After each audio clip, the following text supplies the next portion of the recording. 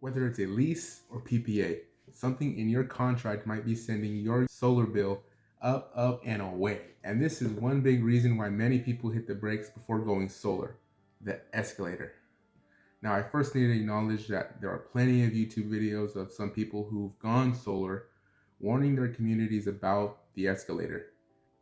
They say that over time, their solar payments would climb up to what they were paying for originally with their initial utility company. Some have even claimed that their solar payments would actually increase higher than the rates of their utility company in the area. So here's the deal.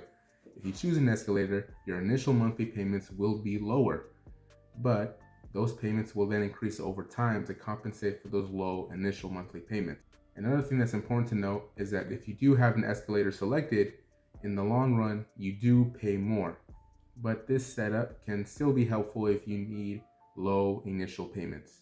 Whether an escalator makes sense for you, that mainly depends on the current utility rates of your area and how often they increase them.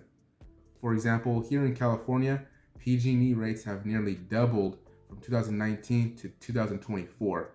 So we're not worried about any kind of escalator over here. Escalators can benefit people with limited initial budgets or people who don't plan on owning their home long enough to see those higher bills. Choosing an escalator is basically just a strategic financial decision. You pay less upfront and more down the line. You often have options for the escalator's rate: 0.9, 1.9, 2.9, and 3.9. And sometimes I've seen 1.5 and 2.5, and there's other ones, but those are the main ones. But on the other hand, if you have a fixed income, then I'd steer clear of an escalator.